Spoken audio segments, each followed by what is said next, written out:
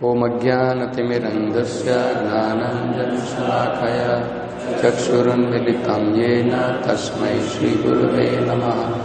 Namo Vishnu Padaya Vishnu Krishnaya Bhutale Srimate Bhakti Vedanta Swamiti Namine Namaste Saraswate Deve Gauravani Pracharine Nirvishesha Shunyavadi Pashyatya Deshatarine Jaya Shri Krishna Chaitanya Prabhu Nityananda Shri Advaita Gadadhara Shri Vasadi Gaura Bhakta Vrinda Hare Krishna Krishna Krishna Hare Hare Hare Rama Rama Rama Hare Hare.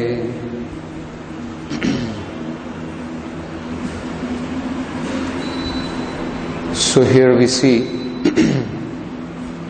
after Brahmaji, the father of Rudra, gave the living places, different places to Rudra, where he can reside in the heart, in the senses, in sky, all those places. And we can see that how Rudra principle actually resides in these varieties of places. Then Brahmaji also selected different wives for his son, and he gave him the name also, because you have cried so anxiously, you will be called by this name Rudra. And then he asked him that now you can increase the population. So actually, the idea of Brahmaji was, my another sons, the Kumaras, they have not accepted my order to increase the population. On behalf of the Supreme Lord, this creation is required to give the living entities a chance to go back to Godhead, and also so that they can satisfy their illegal desire to be happy, independent of the Supreme Lord, and they will also learn what it is to be away from the Supreme Lord, to enjoy independently of the Lord. And thus, that was the service of Brahmaji, to create this material world. So in order to create and to fill this material world, this universe, with the living entities, he gave that order, he gave that task to his sons. But the four Kumaras refused. On a higher principle, they rejected the offer of their parents, that no, we don't want to become entangled, better we will remain brahmacharis, we will perform penances, and we will attain the Supreme Personality of Godhead. We are not interested in getting entangled.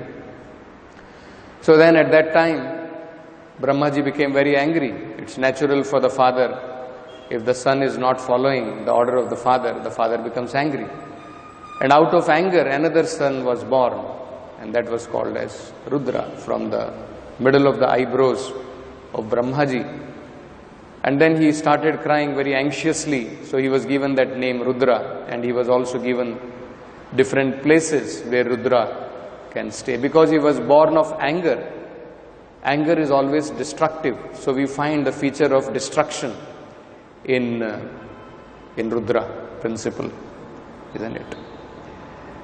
And not only the son who was generated out of anger was destructive, his further generations, whatever he is going to create, the progeny, they are also similar to him in nature. And that is what is being described here. So Brahmaji is saying, my dear boy, you may now accept all the names and places designated for you and your different wives. And since you are now one of the masters of the living entities, master means you are the Prajapati now, you may increase the population on a large scale. I have given you the work of a Prajapati. So now you may also increase the population on a large scale. And he started following the orders of his father. Okay, I will increase the population on a large scale. So in the next Iti adhishtaha, thus being ordered. Iti adhishtaha means thus being ordered. Swaguruna, by his own spiritual master. Bhagavan Nila Lohitaha, the most powerful Rudra. Sattva Akriti Swabhavena. So, Rudra, whose color is mixed with blue and red, created many offsprings exactly resembling him in feature, strength and furious nature. Swabhavena, Akriti, Sattva and Swabhavena. So they not only resembled him in feature, they resembled him in power, and also they carried the nature of their father. So actually this is very important. Sometimes people wonder why there was a Garbhadana Samskara in the Vedic understanding, or why Prabhupada, he also said that for the Grahasthas, their consciousness should be Krishna consciousness. They should be praying to the Lord that, to procreate, please send a living entity who can be beneficial, who can become your devotee. Because it is natural, whatever is the consciousness of the parent, especially at the time of copulation, so that kind of nature the child will also carry. We can see here, the nature of parents is carried by the offsprings. So if we want to create good generation, we have to be devotees ourselves, we have to make people devotees. Then it is possible to have good generation. Otherwise the result will be only Varna Shankara, unwanted population. Unwanted population means they will only create destruction. They will not have, maintenance and creation. Creation is of course done by passion, but maintenance is done by goodness. To maintain the whole cosmic creation is the work of goodness. But destruction is done by ignorance. So we can see Brahma created with his passion. The Supreme Lord with his goodness maintains the whole cosmic manifestation. And when the time comes for destruction, Brahma with his ignorance destroys the whole world. Actually, if we want the material cosmic manifestation to go on with proper maintenance, everything, then we have to create that kind of population which will imbibe more and more of sattva guna, which will be in goodness. When the population is in passion, they will only create sense objects, more and more number of sense objects. That is what we are seeing. The people in the mode of passion keeps on creating more and more facilities for sense enjoyment. And when the people are in the mode of tamoguna, in darkness, the result is destruction. That also we are seeing, the demoniac nature of the people. Like one of the topics we were discussing in our GBC meeting was about that there are certain organizations which are so greedy, they are so much into greed and tamoguna that just to create profit for themselves, they are ready to destroy the whole world. You see? Just like, actually you can see what they do. There are companies like Monsanto, it's a very popular company. It is banned in many countries around the world today. They are considered to be one of the demoniac forces on earth. Just like earlier, there were demoniac forces individually. There was Ravana, there was Hiranyakashipu, all demons, isn't it? Like that, there are demoniac forces now. And when demoniac forces assemble together, they work for destruction of the whole world. That is what we are seeing here also. Brahma became very afraid, seeing that so much of demoniac forces are increasing. Rudra has actually given birth to so many demoniac forces, and they have all assembled together. You can just imagine the power of demoniac forces when they assemble together. And it was fearful even to the greatest of the living entity, Brahma himself. So we were discussing about that how, to what extent they can go, to what all extent these people can go.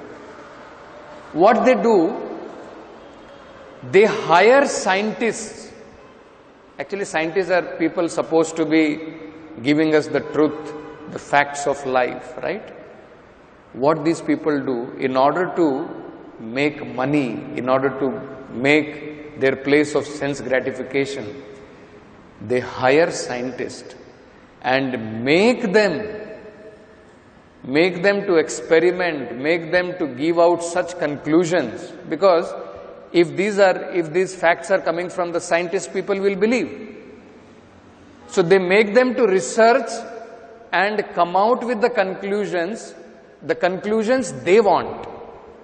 What is the conclusion they want? What they want to do? Now they are playing themselves as God practically. These companies, they want to play practically on the level of God. What they are doing is, they are trying to meddle with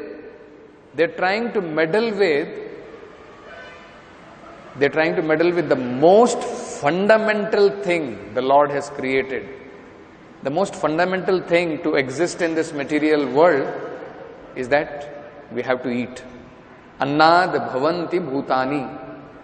The living entities are dependent on Anna. And that Anna is actually supplied by the Supreme Lord. Now these demoniac forces, what they are doing is, they are playing with the genes of these different grains. What happens? There is something called as GM crops, genetically modified crops.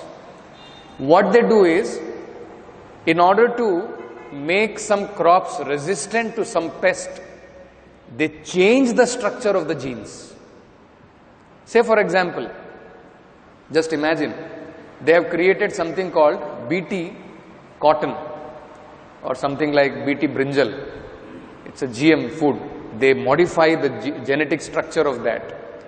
So what happens, if we all know that in brinjal, generally, some pests are there.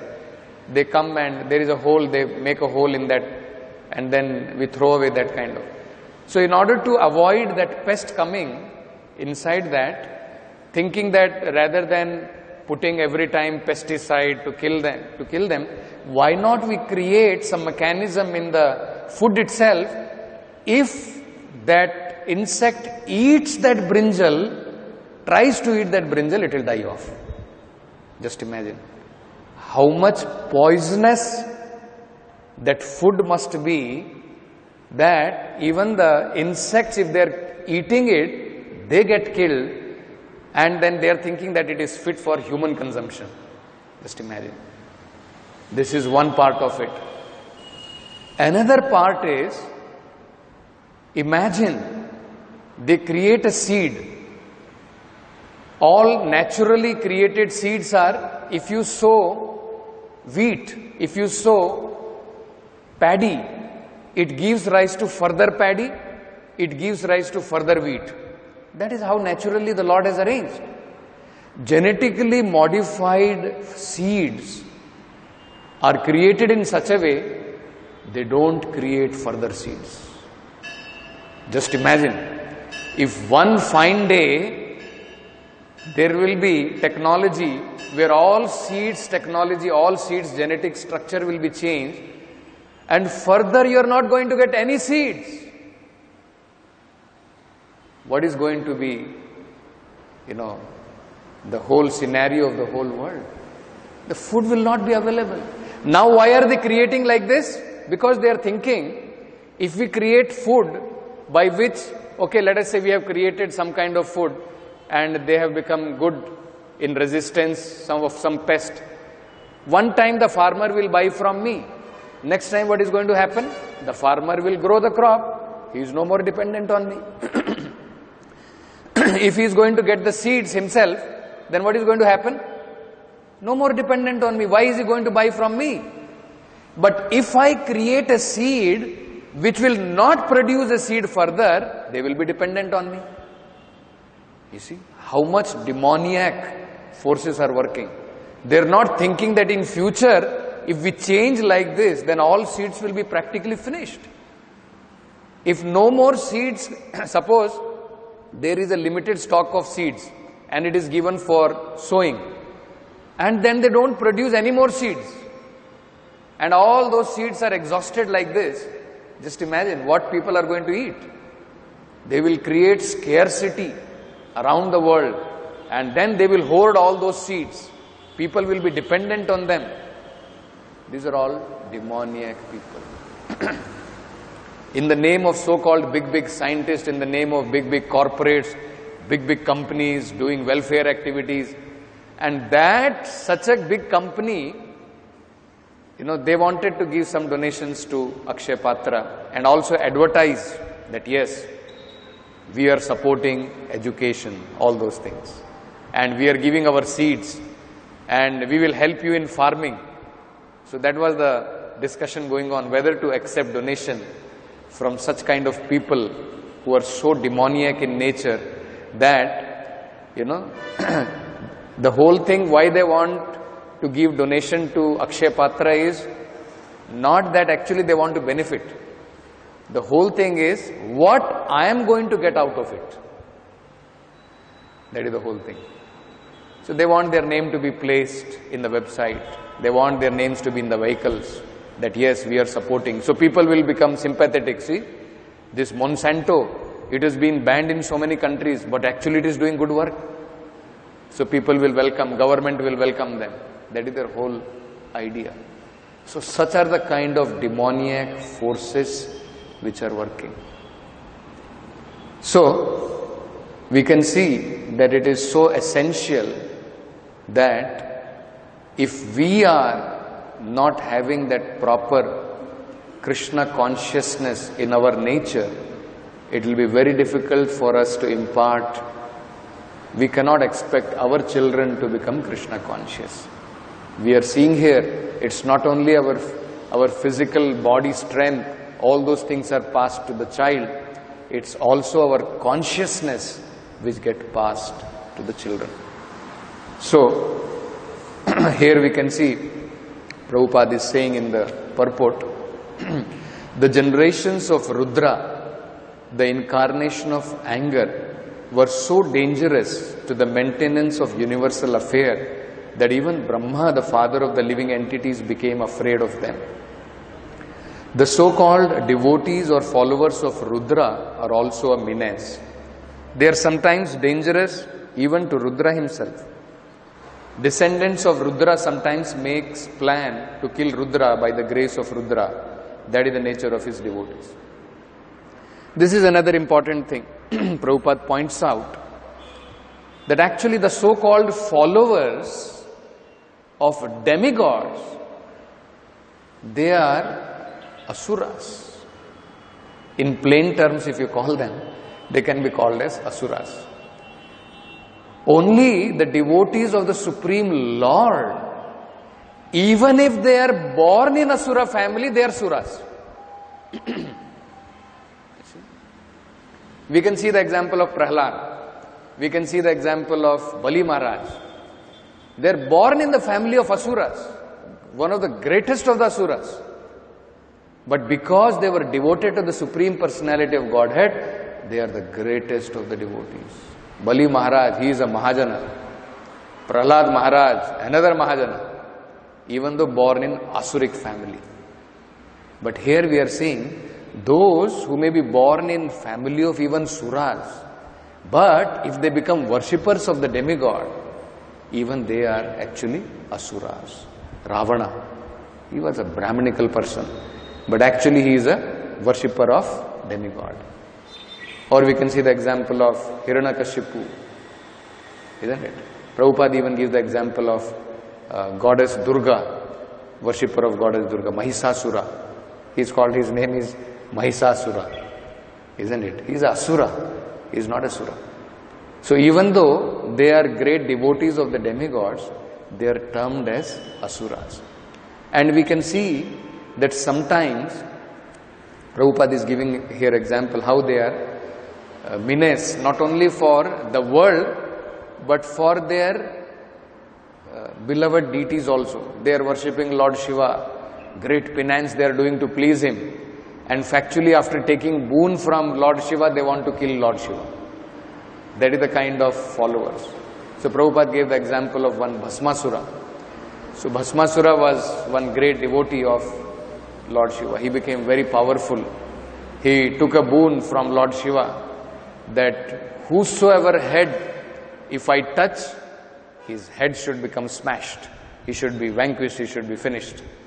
So Shiva is, he is Ashutosh, he is called, one who becomes pleased very easily. But Shiva doesn't think very much whether to give him boon or not to give him. He does not consider all those things. So without consideration, he gave him that boon, that okay, on whosoever head you will put your hand, he will be vanquished. So then he wanted first to test that on Lord Shiva himself. That you have given me this boon, so now I will test it on you whether it will work or not. So then he started running behind Lord Shiva, and Lord Shiva realized, what have I done?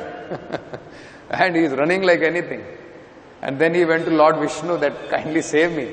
I have given this boon to this Asura like this, and now he wants to place his hand on my head. Then Lord Shiva, Lord Vishnu had to protect him. So he took up a form and he asked that, what are you doing? You are running behind Lord Shiva like this and you want to place your hand on him. You don't know that he cannot be trusted. He is the most untrusted fellow. You are trusting him, isn't it? And if you really want to check that he has told you a lie, just try to place your hand on your head and see. You see, so Lord Vishnu made him to, put that hand on himself. So Bhasmasura, he put that hand on himself and finally he was finished like that. So Prabhupada is giving that example here, that they are sometimes dangerous even to Rudra himself. Descendants of Rudra sometimes make plans to kill Rudra by the grace of Rudra. That is the nature of his devotees. So those who are worshippers of the demigods, actually, that's why in Bhagavad Gita we see that Krishna calls them, what does Krishna call them?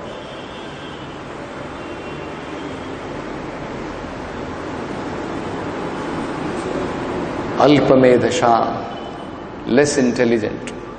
Why they are called as less intelligent is, first of all, from the demigods, they cannot derive any permanent benefit.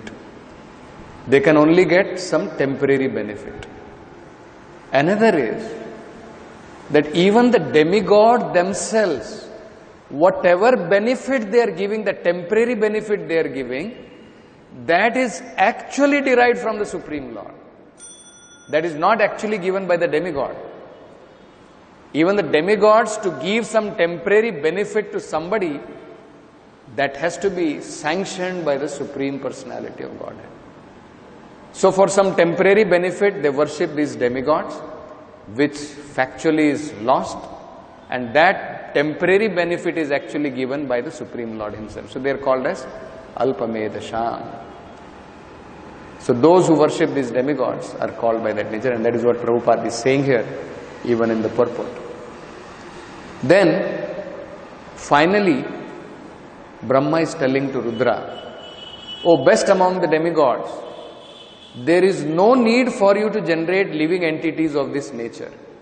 I thought you will help me in creation, but actually you are doing opposite work. When I am creating and when maintenance of this universe is going on, you are doing the work of destruction. You have created so many demoniac descendants, and these demoniac descendants, fire is coming out from their eyes and it is destroying the whole world.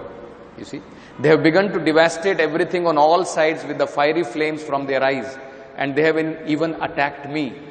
So they have attacked even Brahma.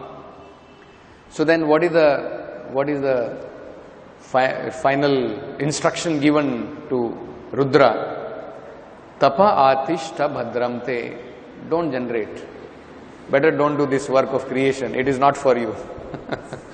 You see, work is not for these kind of people. That is what we should understand. Demoniac people's creation is always demoniac. So, what creation is going on today is by the descendants of these Rudras. And that is why we are seeing whatever these people are going to create is actually meant for destruction of the world. Their activities are meant for the destruction of the world. Better they should keep quiet and do some penance. That is better for them. And that is what Brahma is saying. That when your work will be there to destroy, I will call you. Till that time you keep quiet, go and perform some penances. So he is saying, my dear son, you had better situate yourself in penance, which is auspicious for all living entities and which will bring all benediction upon you. By penance only shall you be able to create the universe as it was before. See, this is also very important point. Very important point to understand is what becomes destroyed by ignorance and passion can be brought back once again only by penance. This is what Brahmaji is saying, that whatever you have destroyed, whatever your followers have destroyed, only way to bring it back is by penance, by the power of penance. Prabhupada gives a very wonderful example to make us understand how this is so. Similarly, we should all understand we are all in an unhealthy condition of life. We are all in a diseased condition of life. In the material world, forgetting our original nature of being the servant of the Lord, we have got a diseased mentality. What is the diseased mentality? I am not servant of Lord, I am master. I am master of this world. This is a diseased mentality. So with this diseased mentality, whatever we do will be a failure. When a diseased man wants to enjoy, what is the result? When a diseased man wants to enjoy, the result is he will suffer more and more. So what will the doctor tell the diseased man? Don't enjoy. Don't do this work. Do penance. Isn't it? Stop all these activities. Have little austerity. Don't take. Isn't it? Because in a diseased condition of life, the more we try to enjoy, the more we will suffer. So, Prabhupada gives this example to make us understand why austerity is required. You see? Actually, in the spiritual life, there is no such austerity is required. In the spiritual world, austerity is not required. Why we have to perform some tapasya to give some pain to the body? All these things are not required in the spiritual world. Because by nature we are Anandamaya. Now that Ananda is covered by the diseased mentality. To get away from that diseased mentality, penance is required. That is why penance is important. You see? Just like the doctor prescribes some kind of pain, he will give you injection, isn't it? He will give you some troublesome medicine. You have to eat this medicine. And it's very, very bitter medicine. And he will also tell you, don't eat this, don't take that. Isn't it? Just like imagine if a person is suffering from jaundice, he is advised certain kind of things, certain kind of food. He cannot eat, the normal kind of food what we are eating. If he tries to eat that, then he will suffer further. So that is called as penance. That is why Rishabdev is also advising his sons, Tapo Divyam. He is saying, by performing penance, you will become purified. What you will become purified of? Our diseased mentality we will become purified of. So, it's a very important instruction here also we can see that from the diseased mentality of anger, whatever was destruction was created, whatever destruction was done, to once again reconstruct all those things, what is Brahma advising? So Brahma is advising that you undergo penance. Then it is possible once again to bring that back to normal. Otherwise it will not be possible. So similarly, for us penance is advised to bring us back to the normal condition of life, from where we have become degenerated. So Prabhupada is saying here, Rudra was advised not to destroy while the period of creation and maintenance was going on, but to situate himself in penance and wait for the time of dissolution when his service would be called for. So this is also important. What is our allocated service is what we should try to do and not meddle with somebody else's service. The service of Brahma is different, the service of Shiva is different. Shiva's service is destruction. It is not meant at the time when Brahma is creating or when Lord Vishnu is maintaining. That time he should not put his head and try to destroy. That is what exactly he was doing, to create further more and more demoniac people and destroy the whole world. Brahma is creating so that the world Shrishti can be maintained by the Lord. But here we are seeing he is doing the opposite work. So, similarly we can also understand that actually our allocated service is what we should be doing, and that is actually best for us. And that is what Krishna also advised Arjuna also. Arjuna wanted to change his service to something else which did not belong to him, and Krishna discouraged him. Arjuna said, I want to become a sannyasi, but Krishna said, that is not your nature, isn't it? That doesn't belong to you. So rather than becoming a sannyasi, better do your work, even though you may think it is filled with fault. Doesn't matter. Even though your own work is filled with fault, it is better to do your work than to do somebody else's work, even if you think you can do it better. So this is a very important instruction which we can learn from even the example of Brahmaji advising Rudra. Rudra was advised not to destroy while the period of creation and maintenance was going on, but to situate himself in penance and wait for the time of dissolution when his services would be called for. So we'll stop with this. Granthra Srimad Bhagavatam ki jai. Srila Prabhupada.